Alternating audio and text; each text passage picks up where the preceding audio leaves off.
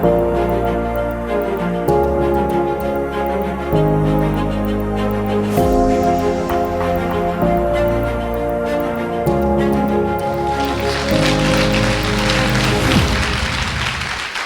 espero que você tenha desfrutado até aqui de tudo que nós pudemos te oferecer.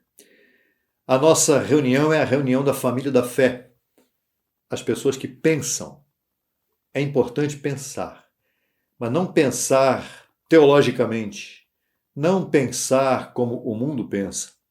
Pensar com a mente de Cristo ativada, teu espírito ativado, porque Cristo já está em você. Não é? O Espírito Santo de Deus, o Espírito de Cristo está em você. É a mesma coisa.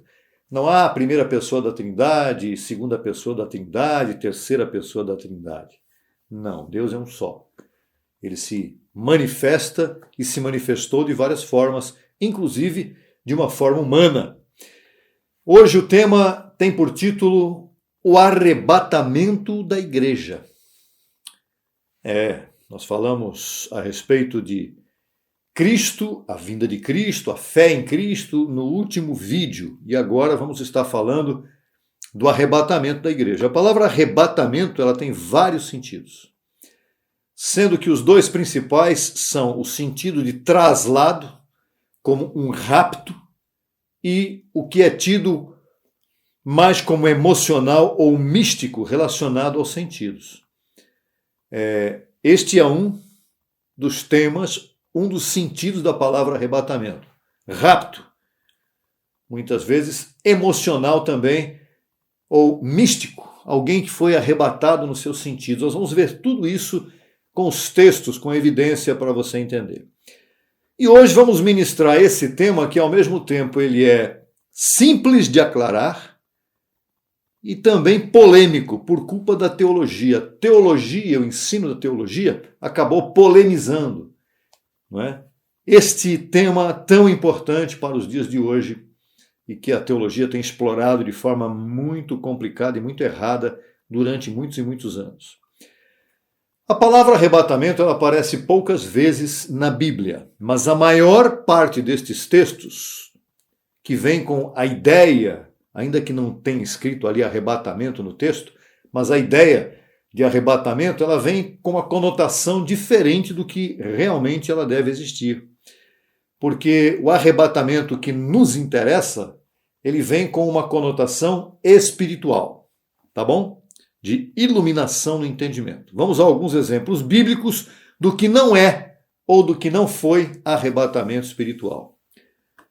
Arrebatamento como traslado ou transposição ou transposto.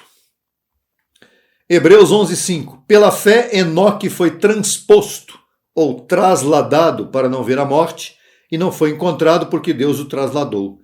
E antes que fosse transposto ou trasladado, teve testemunho de ter agradado a Deus, né?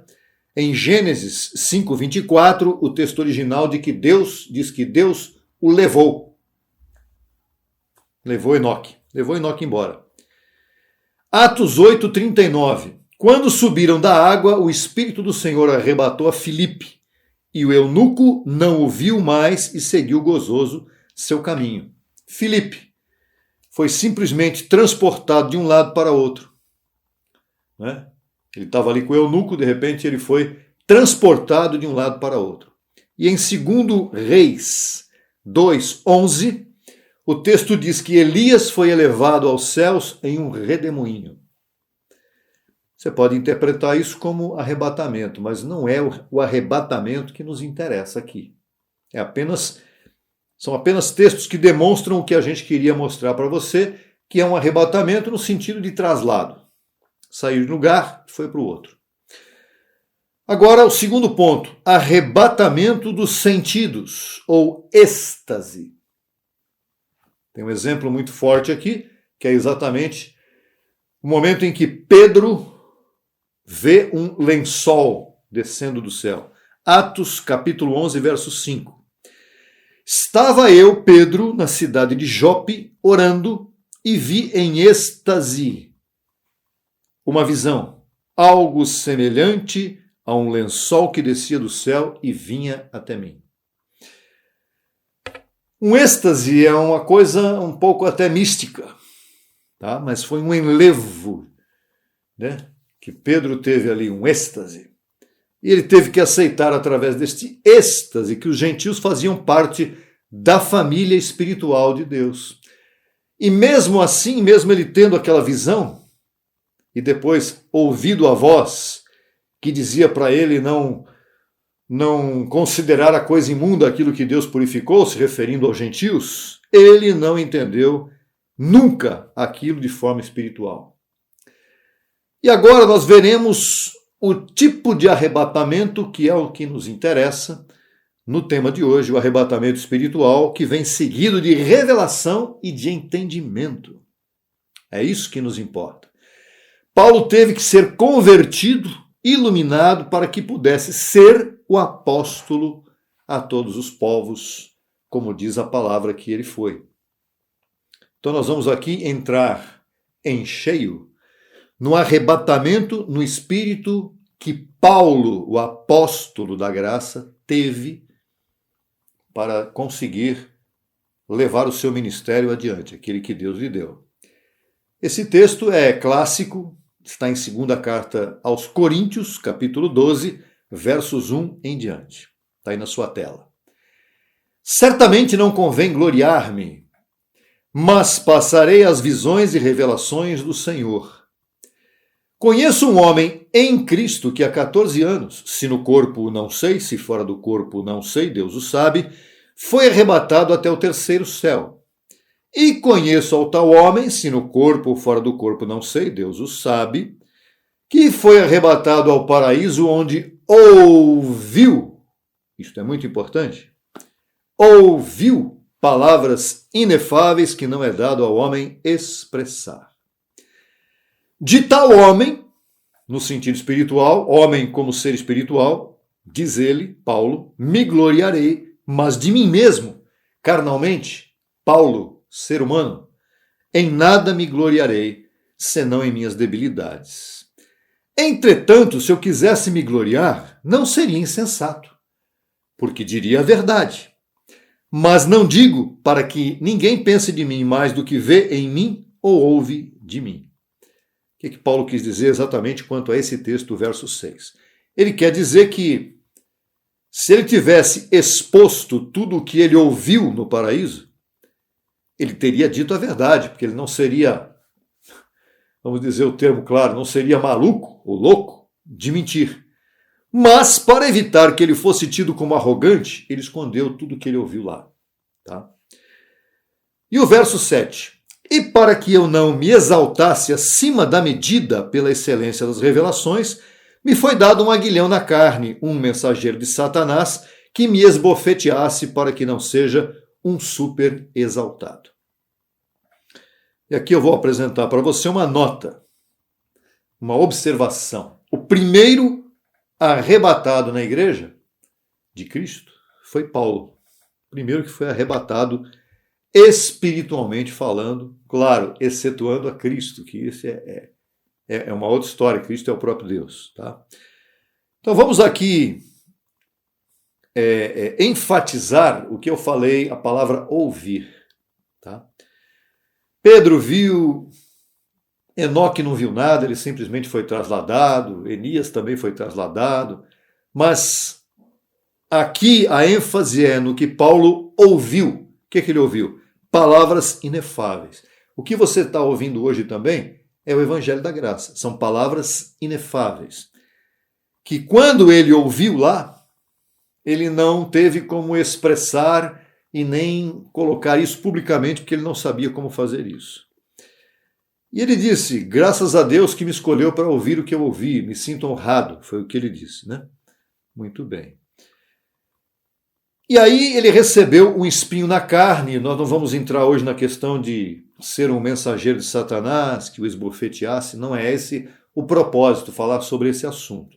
O propósito é mencionar exatamente o que Paulo ouviu, ou seja, o arrebatamento espiritual que ele teve, para que ele pudesse exercer o seu ministério.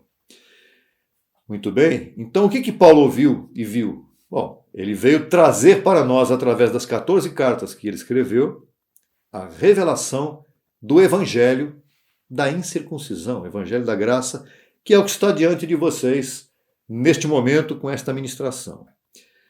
E agora nós vamos para o terceiro ponto, que é onde nós vamos nos deter mais, que tem a ver com o tema deste momento. O arrebatamento da igreja.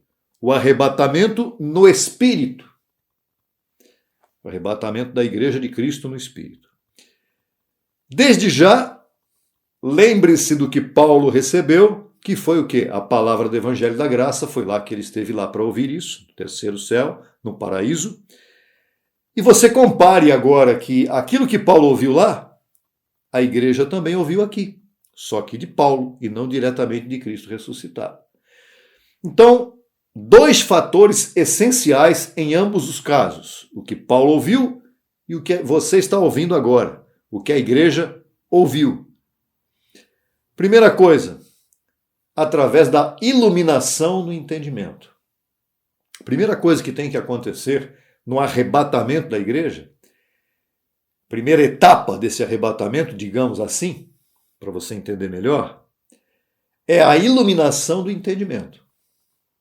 E a segunda coisa é a conversão ao verdadeiro evangelho de Cristo ressuscitado. Iluminação, conversão. É importante que você leia e entenda com atenção o capítulo 1, versos 3 a 14 da carta de Paulo aos Efésios, que ali você tem um verdadeiro arrebatamento. Mas nós vamos comentar aqui a respeito disso, do verso 11 ao verso 13 de Efésios 1. Vamos para a tela, aí está o texto. Paulo diz aos Efésios: nele também, em Cristo, tivemos herança, havendo sido predestinados conforme ao propósito daquele que faz todas as coisas segundo o desígnio de sua vontade, ou seja, sua soberania, a fim de que sejamos para louvor de sua glória, nós os que primeiramente esperávamos em Cristo. Veja só, aqui existem cortes. O primeiro corte é, no verso 11, nós fomos predestinados para um propósito. Deus não predestinou a gente, os filhos de Deus, seus filhos, seus eleitos, para que a gente ficasse se entretendo com as coisas, com religião, por exemplo. Não. Nós fomos predestinados por Deus para um propósito, para o arrebatamento, para o entendimento, para a iluminação espiritual, para a conversão espiritual. E aí ele diz que nós, os que primeiramente esperávamos em Cristo. Em que você põe a sua esperança ou em quem? Nós, eu, a família da fé, aqueles que já foram iluminados e convertidos ao Evangelho de Cristo e hoje estamos crescendo neste Evangelho, fomos iluminados e convertidos com a finalidade de esperar em Cristo aquilo que ele prometeu. Olha, a ressurreição e a transformação dos corpos.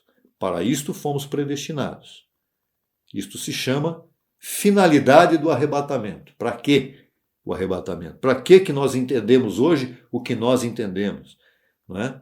E o verso 13 ele é chave. Nele, Paulo disse aos Efésios, em Cristo também vós, havendo ouvido a palavra de verdade, que é o evangelho de vossa salvação, que é a boa notícia, a boa nova, e havendo crido nele, fostes selados com o Espírito Santo da promessa. Aqui tem algo importantíssimo. Dois cortes importantes, e vamos para o terceiro depois. Este aqui é o verdadeiro arrebatamento no Espírito. O arrebatamento da igreja está aqui. Porque ele envolve, número 1, ouvir o evangelho de verdade. O que você está ouvindo aqui hoje? O evangelho de verdade, que é o evangelho de sua salvação. Salvação do quê? Do dia a dia. Salvação da escravidão, livrados da escravidão da lei, livrados da religiosidade. É para isso que você está ouvindo isso aqui que você está ouvindo hoje. E número 2, crer no Evangelho da Verdade. O que está lá no verso 13, não é isso? Ouvir e crer. Você ouviu, você creu? Muito bem. Então, você é selado com o Espírito Santo, que é o próprio Cristo, o Espírito de Cristo. A promessa que ele nos deu, o Evangelho da Verdade, o Espírito Santo da promessa. E aqui diz uma coisa muito interessante. Nele, em Cristo, em quem nós dormimos, aqueles que se foram, dormiram em Cristo. O que é dormir em Cristo? É dormir dentro da mente do próprio Cristo. Isto é muito forte, nós vamos ver isso no texto seguinte, aí logo. De posse real deste entendimento, nós vamos avançar para o próximo versículo. Vamos lá. Que é 1 Tessalonicenses, capítulo 4, verso 13. É outro contexto que fala sobre o arrebatamento da igreja. Tá? Muito bem. Nós falamos de Efésios, que é a primeira etapa desse arrebatamento, que é a iluminação e a conversão a Cristo, Cristo ressuscitado. E agora nós vamos dar sequência na outra carta de Paulo, que é aos Tessalonicenses. Está na tela aí, 1 Tessalonicenses 4, 13, 14 em diante. Irmãos, disse Paulo, não queremos que vocês ignorem com respeito aos que dormem, ou não queremos que ignoreis com respeito aos que dormem, para que não vos entristeçais. Para que não vos entristeçais exatamente como os demais homens que não têm esperança. Os gentios que não têm esperança são os gentios que não têm a conversão, a iluminação no seu espírito. E os gentios que têm esperança somos nós, a quem foi revelado este evangelho, e nós fomos iluminados, ouvimos e cremos. Estamos selados com o Espírito Santo da promessa. Verso 14. Porque se cremos que Jesus morreu e ressuscitou, veja, agora entra um outro passo aqui. Assim também Deus trará com Jesus aos que dormiram nele. Eu entendo que aqueles que se foram estão dormindo no Senhor, mas não entende. As pessoas não entendem exatamente o que significa esse dormir no Senhor. É dormir dentro dele, no seu interior. Nós estamos dormindo, nós não, aqueles que se foram, dormiram dentro do Espírito de Cristo. Estamos ali guardados no interior de Cristo espiritualmente. Isso é fantástico, é por isso que o Espírito de Deus vive também em nós, dentro do nosso espírito. Nós somos morada, templo do Espírito Santo.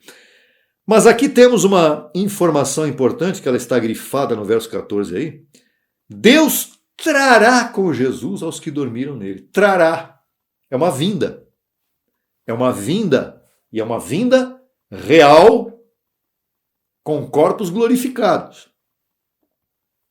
Veja só, não é uma coisa invisível, não.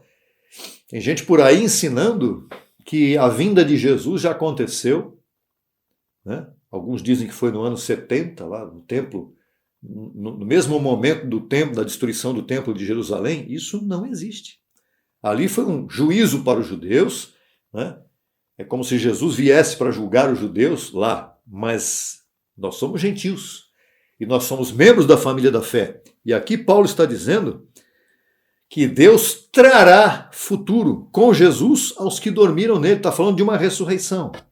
O verso 15 fala sobre isso. Porque isto vos dizemos segundo a palavra do Senhor. Não é a palavra do Senhor a Bíblia, não.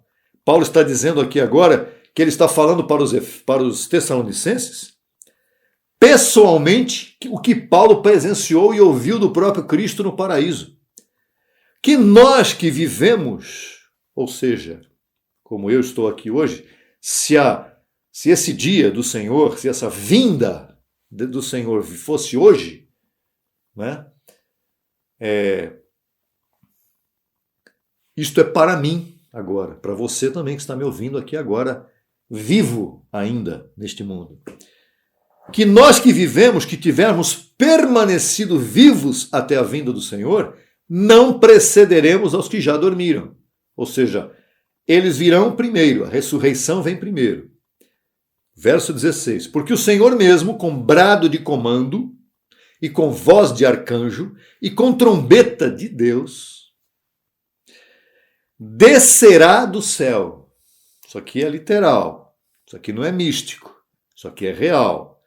E os mortos em Cristo ressuscitarão primeiro, os que estavam dormindo no Senhor, né? Dormindo. Ok? Verso 17. Depois nós, os que estivermos vivendo e permanecemos, estamos aqui, seremos arrebatados juntamente com eles nas nuvens, ou entre nuvens, diz uma outra tradução, para receber ao Senhor no ar, no ambiente que estiver acontecendo naquele momento. E assim estaremos para sempre com o Senhor. Hoje nós estamos para sempre com o Espírito Santo de Deus, mas isso é algo ainda temporário, não é que o Espírito vai embora, não. É que no dia final, no dia de Cristo, neste dia que está sendo apresentado aqui, aí nós, os que estivermos vivos com o entendimento da graça, e aqueles que vierem ressuscitados já virão com o entendimento da graça. Entenda isso, é bem importante. E há algo bem importante aqui, a ser considerado. Estes é que serão arrebatados. Vemos claramente aqui uma vinda e um arrebatamento ao mesmo tempo. A vinda e o arrebatamento.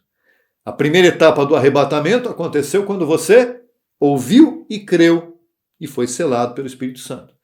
Então o arrebatamento não é para todas as pessoas que estiverem aqui, como o sistema religioso ensina, como a teologia ensina, que o Senhor virá lá nas nuvens e aqueles que aceitaram Jesus, aqueles que são religiosos, creem no pecado, creem na existência do diabo, creem na lei de Moisés, estão aqui vivendo em escravidão e serão arrebatados e serão livrados disso tudo. Não, primeiro é o entendimento que tem que mudar.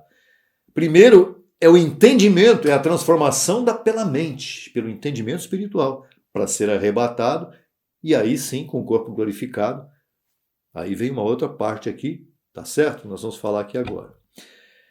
Então, o arrebatamento não é mais para quem ainda vai ser iluminado, e sim um arrebatamento para quem já está iluminado e convertido ao verdadeiro evangelho, como nós vimos inicialmente lá em Efésios capítulo 1. E aqui vemos uma perfeita sincronia entre este contexto bíblico com 1 Coríntios 15, 42 a 44, que diz, olha aí, assim também na ressurreição dos mortos, semeia-se o corpo na corrupção, carne, e é ressuscitado em incorruptibilidade. Um corpo incorruptível. Não é algo místico, não é algo fantasioso. Não é um fantasma que vai ressuscitar em incorruptibilidade. Alguém que ninguém vê, é um ghost. Fantasma? Não. Porque o exemplo disto aqui está lá na ressurreição de Cristo. Quando Cristo ressuscitou, depois apareceu por várias vezes a vários discípulos, a várias pessoas. Lembra-se disso? Ele comeu com os discípulos e tudo mais. Ele estava ali com o corpo glorificado. É exatamente aquele corpo que nós teremos. Percebe? Então, isso aqui não é uma coisa que diz assim, Jesus já veio, já foi embora todo mundo, e quando a pessoa morre aqui, ela vai embora e não tem mais transformação, não tem nada. Isso não existe.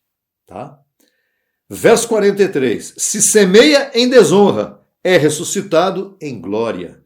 Se semeia em debilidade, carne, primeiro Adão, é ressuscitado em poder. Se semeia corpo animal, é ressuscitado em corpo espiritual. Volto a dizer, não é um fantasma, é um corpo espiritual. É visível. Há corpo animal e há corpo espiritual. Ah, mas é espiritual, a gente não vê o que é espiritual. O corpo espiritual é absolutamente visível. Por quê? Porque tem algo aí para acontecer, para se manifestar. A manifestação de Cristo ressuscitado era visível. E é por esta razão também que nós fomos predestinados, santificados, justificados e reconciliados com Deus. Para quê? Para o que vem agora. Governar sua criação. Com isto nós vamos finalizar. Romanos 8, 16 em diante. O próprio Espírito testifica a nosso espírito de que somos filhos de Deus. E se filhos, também herdeiros. Você não precisa de prova exterior a você para você crer que você é filho de Deus. Ah, explicar a criação, que a criação é Adão e Eva, que não precisa de nada disso. Você precisa apenas de que teu espírito seja testificado pelo Espírito de Deus que vive em você, de que você é um filho de Deus. Só basta isso. Se filhos, também herdeiros. Herdeiros. Donos do mundo. Herdeiros de Deus e co-herdeiros com Cristo, se é que padecemos juntamente com Ele, sim, para que juntamente com Ele sejamos glorificados juntamente com Ele. Ele ressuscitou? Tem um corpo glorificado? Sim. E nós também teremos. Pois tenho por certo que as aflições do tempo presente não são comparáveis com a glória vindoura, que em nós há de se manifestar. O que é manifestar? É uma aparição pública. É algo visível que vai acontecer com o corpo glorificado nesse mundo. Isso tem uma finalidade que vai estar no contexto desse último texto aqui. Verso 19, porque o anelo, o desejo ardente da criação é a espera. É isso que a criação está esperando. Cadê os filhos de Deus? Cadê? Cadê os filhos de Deus para nos governar? Então a criação espera pela manifestação, em outra tradução diz, pela revelação dos filhos de Deus. Apareça, filho de Deus, mas não apareça de qualquer maneira.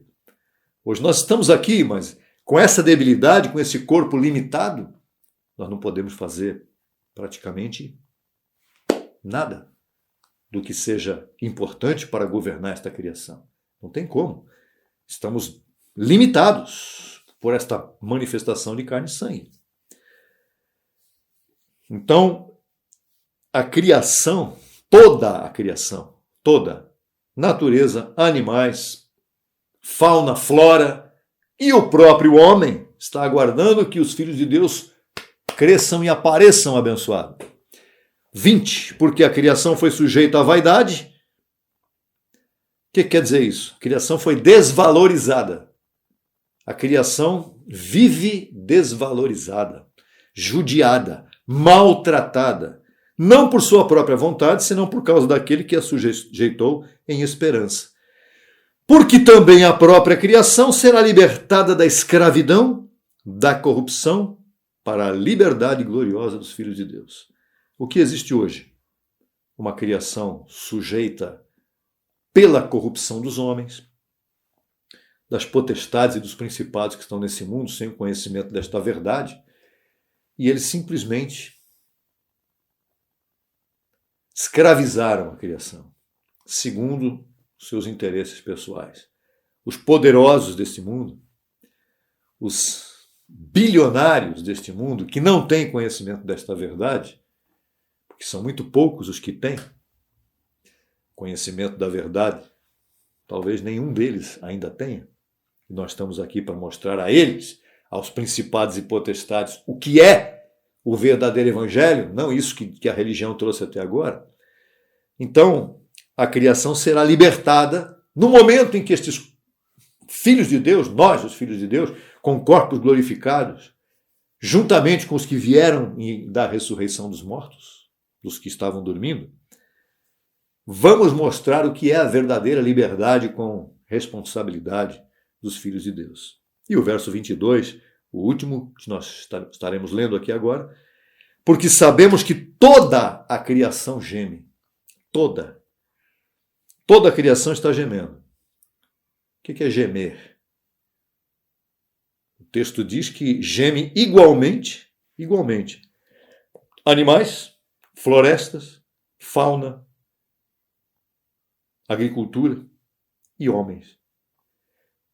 Seres humanos, tudo isso junto está gemendo e está igualmente com dores de parto até agora. O que é isso? O sentimento que eu não tenho, mas uma mulher tem, que a gente imagina que seja algo tremendo que precisa sair de dentro para fora, claro, e vir à luz. Algo que traz gozo, que traz esperança, que traz alegria. Imagina uma mãe quando põe o filho para fora, quando pare o seu filho. É um sentimento que Paulo usou aqui para expressar como vai ser tremendo quando a criação disser: eis aí os filhos de Deus que nós esperávamos.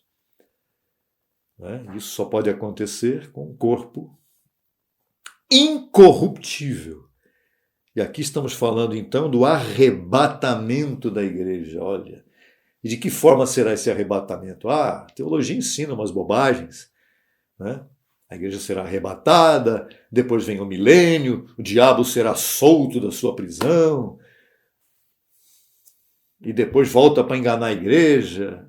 Olha, isso tudo isto sim, fantasia hollywoodiana que a teologia criou, e hoje isso assusta as pessoas e as confunde completamente. Você hoje não está sendo confundido.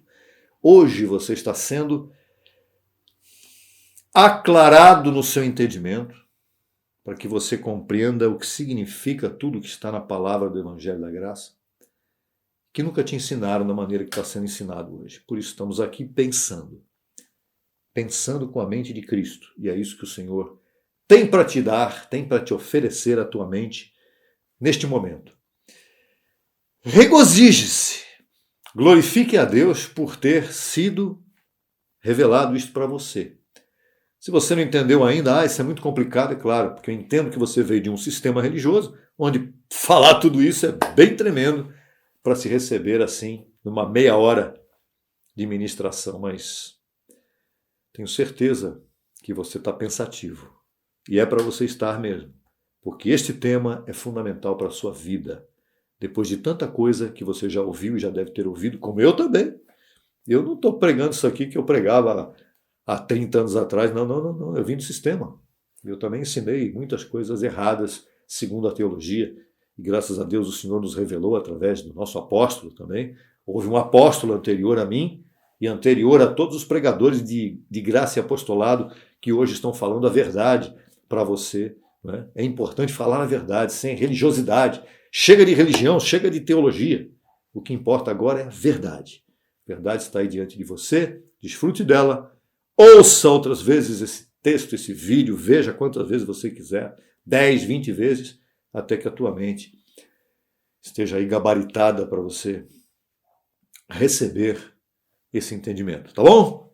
Abençoado e abençoada com todas as bênçãos, foi uma honra, um prazer, um privilégio. Na próxima semana estaremos aqui para levar até você um outro tema, um outro estudo que vai te levar a uma outra etapa de entendimento. Até lá! Abençoado e abençoada com todo mundo.